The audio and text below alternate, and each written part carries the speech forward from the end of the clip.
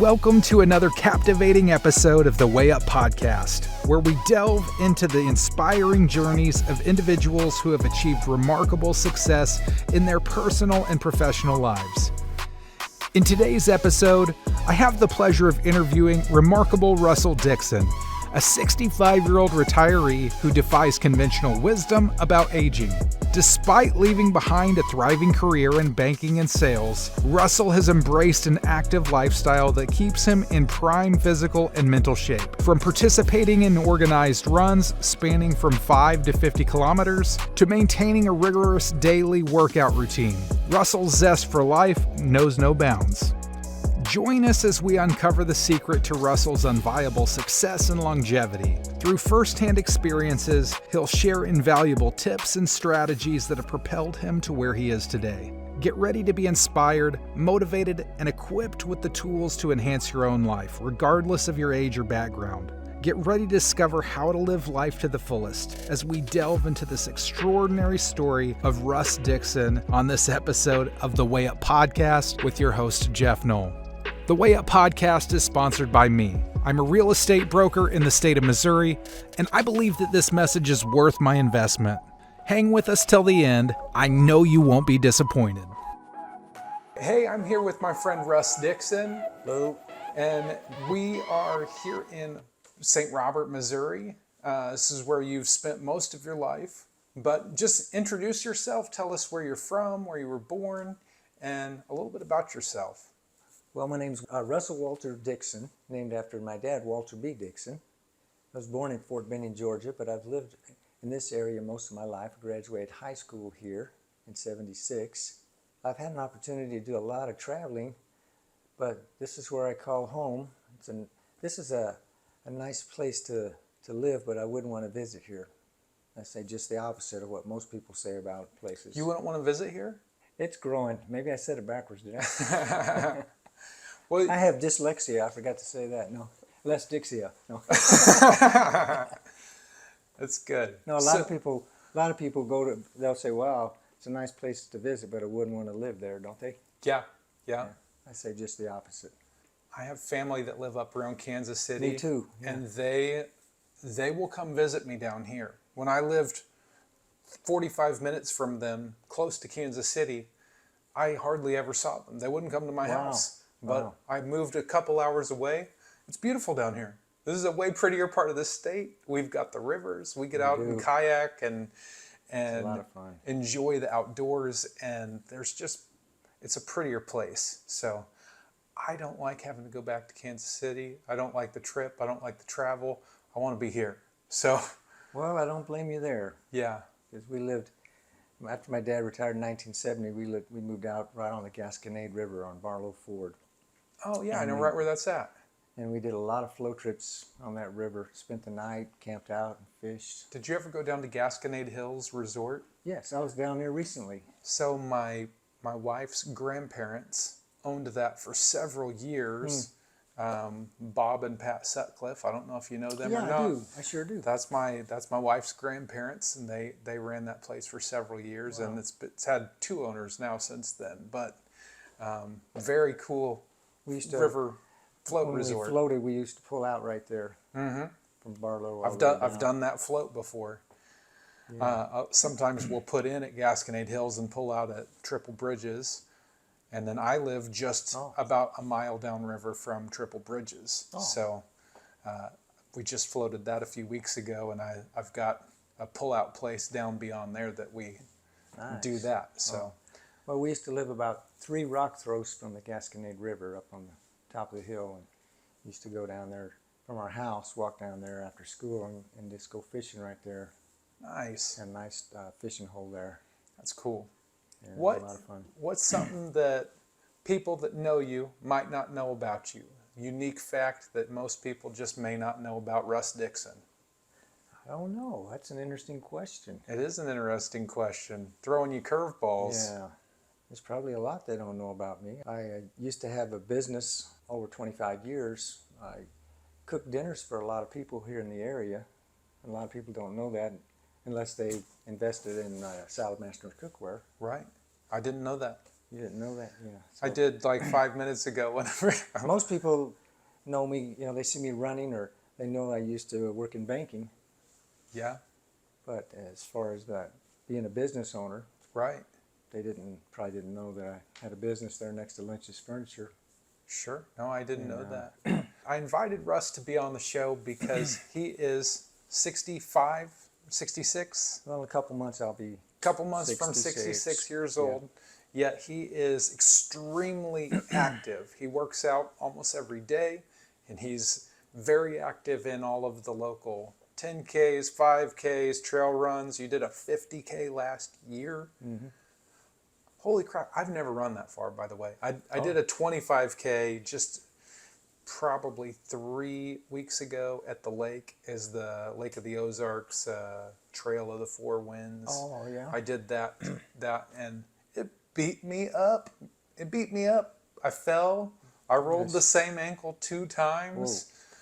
Whoa. And it was rough. I finished it, which at least you finished. That was the goal. Yeah, mile 6, I rolled my ankle the first time, and my brother-in-law that was running with me said, "Do you need to stop?" I'm like, "Man, I did not come here not to finish. And was if that I a trail stop, run? Wow, yeah. if I stop, I'm not finishing. Yeah, you did the right thing. I got to keep going." But fortunately, within a minute, both times I twisted the ankle, within a minute the pain was gone. Wow. And after the run, my whole body hurt, but my ankle was not. Didn't swell up or kill me. I figured it was going to be awful. And it wasn't so bad. It wasn't bad. My was ankle that a wasn't trail bad. run? It was. I did a trail run last October at Dogwood Canyon down south of Branson. Yeah, Melissa Martinez told me about that one. Yeah. She said they got a 15K, which is appealing to me, because the 25K, not appealing to me. Yeah, we had a challenge where you do a 15K on Saturday and Sunday morning. Then you do a 25K, and then you do a 15K the next morning. Yeah. Yeah. Anyway, I'm doing a 15K up in Eldon this weekend. Oh, wow. It's is it a trail run? It's called a rock. No, it's Rock Island Run. It's on pavement. Okay. And lately, I've been running more on gravel roads and trails than on pavement. But I have different running shoes for that. Right. I got my Hoka running shoes. So do you like those? Yeah, I've got like 5 pair. A Hoka running shoe has a lot more cushion, and especially for older people, it's good, less jarring and less stress on your feet. That's good. Yeah, I think I had my first pair 10 years ago before anyone knew about them. The word Hoka, it used to be called Hoka Ono or Hoka One. The One is spelled like O-N-E-1, but it's named after a Hawaiian bird.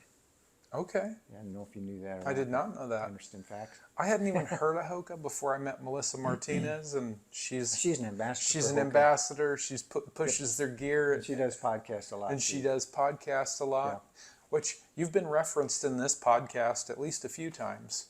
I don't know if you knew that. No, I didn't know that. But this guy is super active, and I've mentioned that my purpose for wanting to be healthy is so that I can enjoy life and not have to depend on medication to keep me alive. I can enjoy my life and be able to enjoy my grandchildren and my older years and be mobile and be able to bend over and tie my shoes without hurting. I don't want to be in pain all the time. So taking advantage of or just being active right now before it is an issue. That's right. Yeah.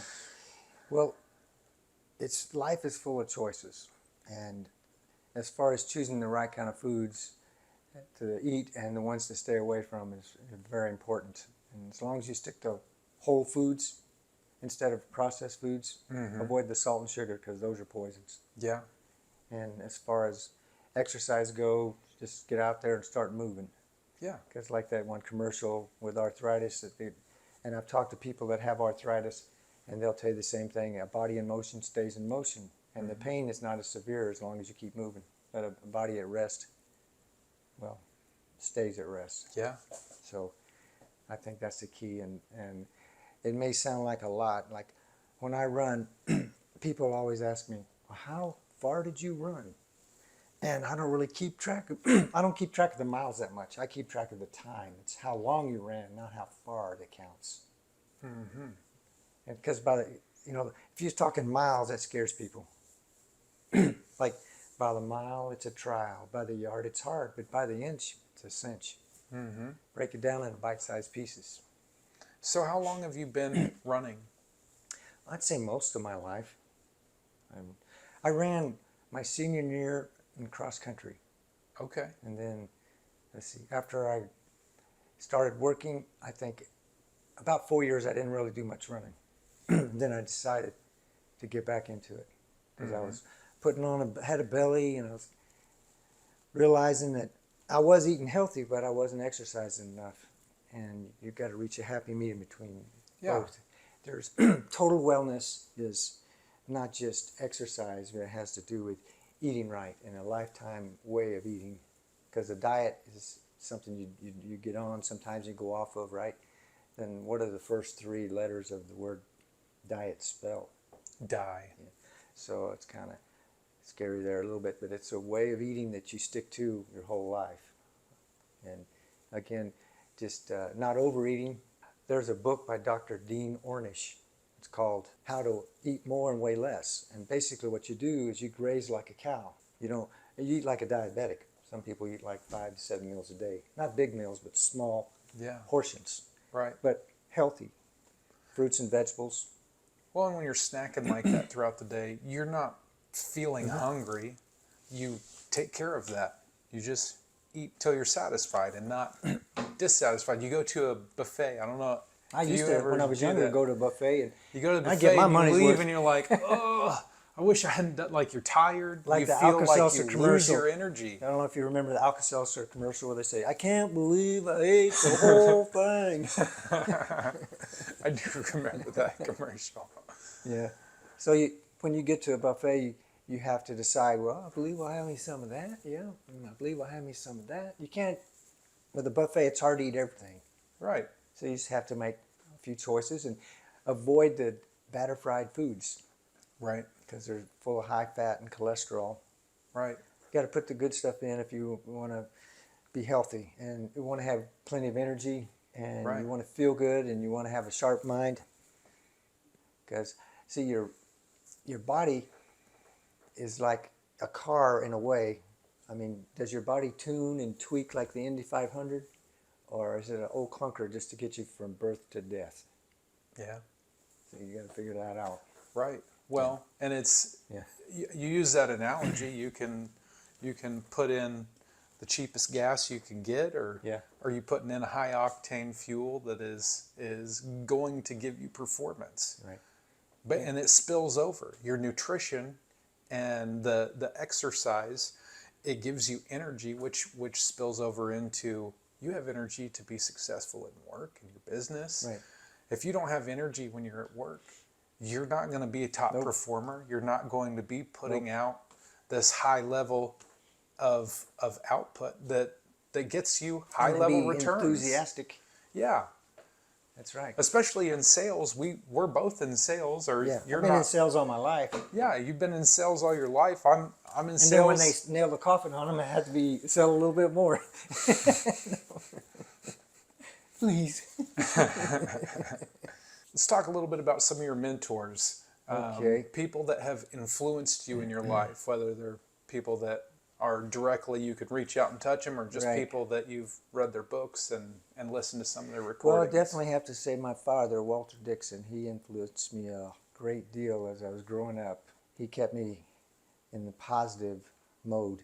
And whenever I was in the negative mode, he would correct me and say, now, son, now, come on now. It's negative now. Not that off. Come on. Positive. So I said, okay, and that helped a lot. One of the other mentors was right out of high school. I started working for Saddlemaster Cookware, and Ron Mackey. He is one of my mentors. I spent a lot of time driving down the road, going places, cooking dinners with him, and he taught me a lot what to say and what not to say, and I had to do a lot of PBR. That's not the beer. It's practice, drill, and rehearse. PDR, not PBR. PDR. Practice, drill, and rehearse. And of course, Zig Ziglar was one of my mentors. I had an opportunity many times to not just hear his tapes and read his books, but to actually have dinner with him. And he came to some of our conventions and got to play golf with him too, and had a lot of fun with him and his brother, Judge Ziegler, when we were stationed in Fort Gordon in Augusta, Georgia. I went to his house, actually. I was giving away salads for the Salad Master machine, and I knew where he lived because I had cooked a dinner for one of his employees, and he said, "You need to go see him." So I did, and I popped in and saw him, and it was kind of an opportunity to talk to him a little bit. And of course, there's other mentors like Tommy Hopkins, which you've heard of, and Anthony Robbins. Yeah. I read a lot of books, listened to a lot of tapes. I turned my vehicle into a university on wheels. And as I was driving, there's A time, B time, and C time in your planning. And I would convert my non-productive time into productive time by listening to motivational, inspirational, educational cassette recordings. Back then they were cassette recordings. Now they're DVRs or DVDs. Well, now it's CDs. I use Audible, so And just Audible. straight from my phone. Oh, do you? I'll Bluetooth it to the stereo, and I'm listening to audiobooks pretty much. If I'm the only one in my truck, I've got an audiobook playing. I used to listen to music a lot. I paid for Pandora and would listen to music. And I was like, man, I'm in my truck so much, and I could care less about this music. I'm not that I don't like it, but I could be using that time so much better. And I got the idea from listening to Zig Ziglar and listening to Les Brown and listening to Norman, like Dr. all Norman of these Vincent different Peale, people talking, saying, hey, use this time. So you are very active. We've talked a little bit about you're not on medications. Nope. You are just really healthy. So, and I would say a lot of that has to do with the fact that you stay active. You have been mindful of your nutrition your whole life. You told me about distilled water. Talk a little bit about that. That's interesting. Okay. Drinking the right kind of water is huge. And we invested in a distiller several years ago. I remember back, my wife had surgery. She had her gallbladder taken out. And so the doctor said, now for the next 48 hours, don't make any financial decisions. And so I bought it. And she said, anyway, sorry to get off track there a little bit, but it was expensive. But it's worth it, because you can't put a price on your health if you look at it that way. Right, for sure. And the water that most people drink, whether it's tap water or store-bought water, they're not regulated any more than the Waynesville water. I had my water tested, and it had like 250 parts per million. And you just have to ask yourself, how many contaminants do you want in your water? What's the least amount of contaminants? What's the acceptable amount? Who knows? So I decided to get the distiller. My friend, he had one, and my parents, they bought one too. So I bought one, and I said, yeah, we got to have this, because I was getting water from my parents' house, because they lived about 10 minutes away. And regular water limes up your coffee pot. Yeah, it does. Because of the calcium, which is inorganic. It's inorganic calcium. Now, we need calcium, but we need organic. Most people don't know the difference between inorganic and organic. So do you supplement that in your diet? Do you I take supplements. vitamins? Yes, I do. Okay. Or do you get it from food, or are you? I get it. Well, for example, if you wanted iron, for example, you can't eat a cast iron skillet. Right. And you can't lick the iron that's off of the railroad tracks. I don't want to do that. Okay, but now the iron is in the ground. You either eat the plant or you eat the cow that ate the grass to get your iron. It's chelated. It's a process of chelation. But those hard minerals that are in the water, I don't know if you've ever been drinking water in summertime and you got the ice cubes in there and you look and see all that white stuff in there. You don't want that in your body. No. That accumulates in your body. And sometimes some of it can go through your body, but it accumulates. And it kind of like lines up your body. Like I was saying with a coffee pot, you can't really, well, you can clean the coffee pot with vinegar and heat it up, but you really can't clean your body that way unless you drink distilled water, because distilled water reverses the effects of that. It's like drinking vinegar, right? Essentially. You can't drink too much. Vinegar, I do drink some vinegar now, but I drink the right kind of vinegar. I drink some apple cider vinegar. I don't do it every day. I drink a little bit. Yeah, too much can mess up your teeth. Oh, okay. But moderation on a lot of stuff. But the raw mother, that's the best apple cider vinegar to drink. Yeah. And the right kind of water to drink is distilled water. And if you drink the wrong kind, that can mess up your health, because the World Health Organization said 80% of disease that afflict mankind can be prevented just by drinking the right kind of water, which is distilled water. The same type of water they use when they clean surgical equipment. And the same type they put in irons. When you iron your clothes, it has to be distilled water. Yeah. I've heard You that. think about that. And there's other devices where you have to use distilled water, like the CPAPs people use when they sleep. That water has to be distilled. I've used I think it's called a neti pot, the thing to clean your sinuses out. Right. You dump it in your nasal passage. You have to use distilled water for that, that's or you right. could get infection. So Yeah, Navage, they have a Navage does it. I have what I do is I take some baking soda and some, not regular salt, but not the iodized salt, I think it's sea salt, and I mix baking soda with it and heat it up in the microwave just to get it warm. And I use my distilled water, and I have this plastic bottle that has like I guess it fits up in your nose, and I squirt it up there, and it squirts up and around my sinuses and comes out the other side. yeah, And then I do the other side. yeah, it helps. And because I have allergies, that's one thing I have is that's, thank God that, knock on wood, that's all I got. I don't have any other health problems. Yeah, Just a few allergies due to a deviated septum in my nose.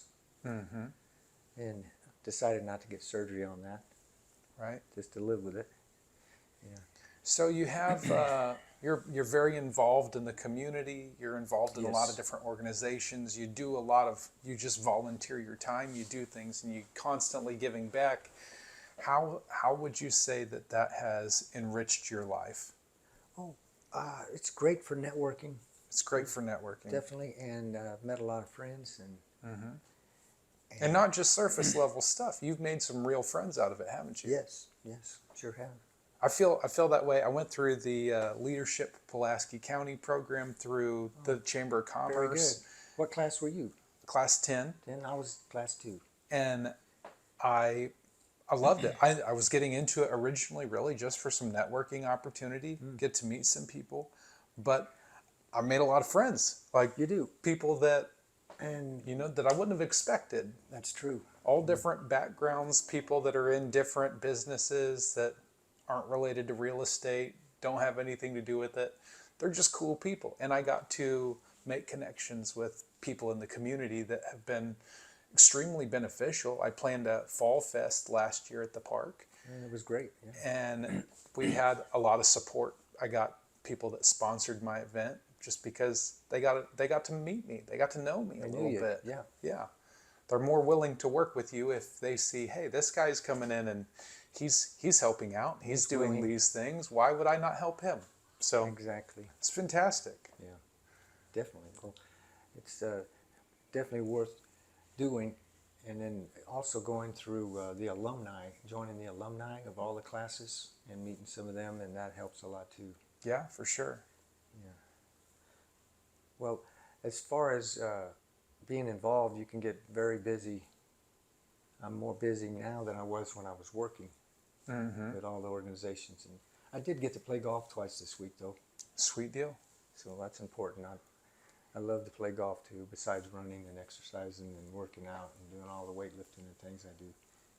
Yeah. I've played real golf once. I've been to the driving range a handful of times, and I've played mini golf several times, but I'm not good at any of those things. Real golf, that was interesting. I don't know. I don't know if it's for me or not, but You either hate it or love it. I didn't hate it. I just don't know that it's enough of a hobby or interest for me. Yeah, there's a lot of socialization there too with golf. I've heard that. I've heard I need to get into it for the I know a lot of- networking aspect. Definitely, yeah. I know a lot of lawyers that play have actually worked out things for their clients on the golf course or in the country club. Oh, for sure. Yeah, there's some serious networking opportunities in golf. Definitely, yeah. A lot of influential people play golf, but Yeah. And it has a lot to do in life with not just what you know, but who you know. it does. It makes a difference. Sure does. And then having the right positive outlook on life. And I'm just fortunate that I was around the right people to influence me to be positive. And Right. one of the things that Zig Ziglar said about people, some people are negative thinkers and they think they're cool to be negative. You ask them how they're doing and they say, well, it's Friday, I guess, I'm doing okay. Or, yeah, so far so good, you know, or another day, another dollar. But the thing is, they don't know the difference between thinking and believing positive. It's a vast difference. One is insanity, but they don't know the difference, so they think they're both insanity. They're both insane. Mm-hmm. But like Zig Ziglar would say, I don't care how positive I got, I could not perform open heart surgery on you because I haven't trained. Right. And if I would try to cut you open and you would bleed to death, I wouldn't be able to fix you. You'd be dead. Right. Or I wouldn't be able to get in the boxing ring with a heavyweight champion of the world and think that I could knock him out. He'd kill me. Incidentally, though, I did do some boxing, and the worst I ever finished was second. But I had to stop because the referee kept stepping on my hands. I had to stop because of my hands.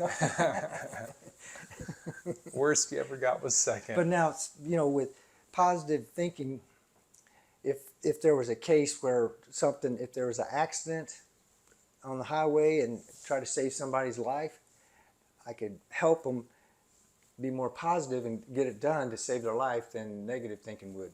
Right. Does that make a difference? For sure. Yeah. So thinking and believing positive are two different things. One's insane and one's not. And if you think they're the same, then you need to research. Is that a good way of putting it? Yeah. So if you had an opportunity to share with anybody, and we're going to use these listeners as an example, what would be something that you would tell them that would be an opportunity for them to set themselves up for success in life? Well, let's see. First, we have to define success. Mm-hmm. And one of my mentors, Tommy Hopkins, he defined it. There's many definitions, but the one I like the best is success is a continuous journey toward the achievement of predetermined, worthwhile goals. The continuous journey to predetermined, worthwhile goals. Yeah, most people know it's a journey, not a destination. Mm-hmm. But it's a continuous journey that when you reach one goal and you have the outcome, then you reset another one and you go a little it's more. a progression forward. You got to keep working your way up. Yeah, exactly. And the thing is, I've been in sales all my life, and I've learned a lot from it. And most people don't realize this, but we're all in sales. Similar to what Shakespeare said about the world is a stage and we're all actors. Mm-hmm. Well, we're all salespeople. Some are good, some are not so good. And some are trained professionally and some are not. The thing is, what I mean is we're either selling a service, a product, or an idea. Whether you're talking about a restaurant you ate the night before and how good the food and service was, or the prices were good, whatever, you're actually promoting that business. You're persuading someone to go try that restaurant. Yeah. Or if you had a bad experience, you're telling them, hey, don't go there. Mm-hmm. You're selling. Right. Whether you're a teacher, whatever profession, if you're a lawyer, you're actually convincing the jury to get on your side. Right. Whatever walk of life, you're as a parent, you're convincing your kids to excel and make good grades. Right. Yeah. And one of the things trying to influence people's behaviors. And whenever I would be negative, I'd come home. One time I came home and said, "Dad, I'm afraid I flunked my math test." He said, "Come on, son, now that's negative. Be positive." I said, "Okay, I'm positive, Dad. I flunked my math test." So, back to your question. I don't know if I answered it or not. Did I? Well, you can expand on it. Okay. If you have some more thought to that of just something that would set somebody up for success in life. Well, your integrity means a lot. What you do after the dark when no one sees you is huge. Yeah. And you don't have to tell somebody you're honest. If you tell them you're honest, that doesn't sound right. You know, they just you have a. The thing is, you are a witness, and I use this as a Christian. You're either a good witness or a bad witness. But like the Lord said, you will be a witness, one way or the other. Mm-hmm. Yeah. You got to practice what you preach. It's just like your kids.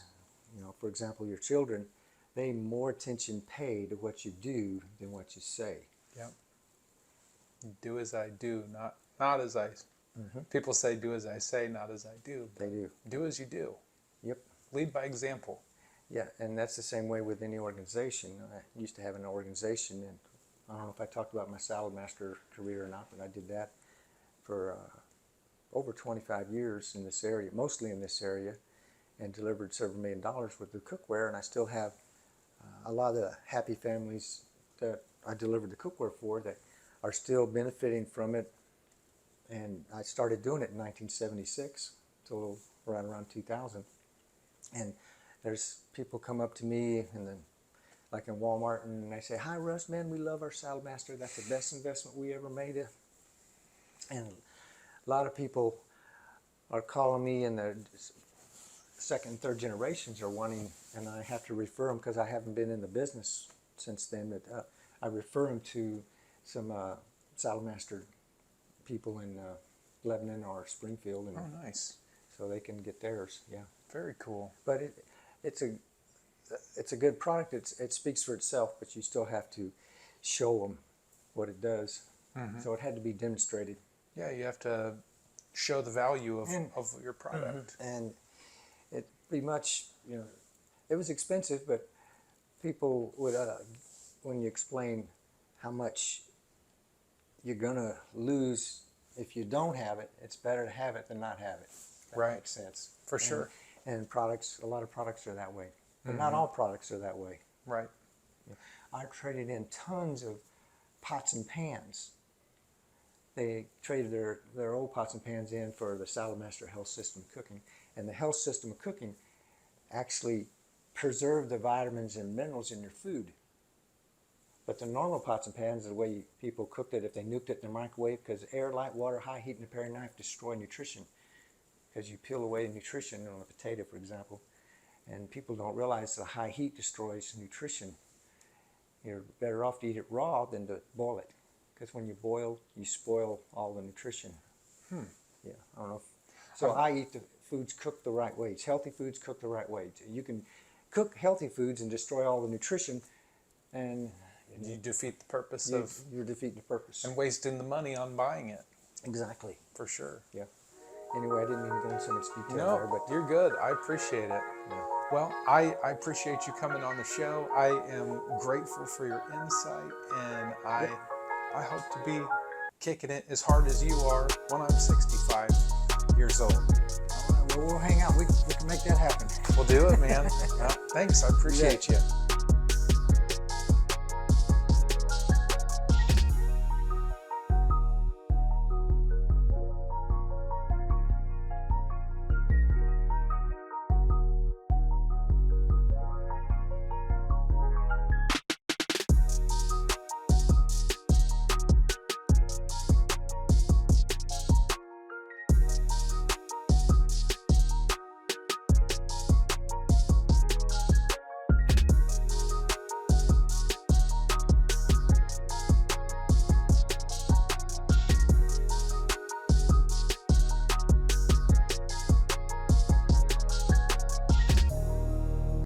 Yeah, boy.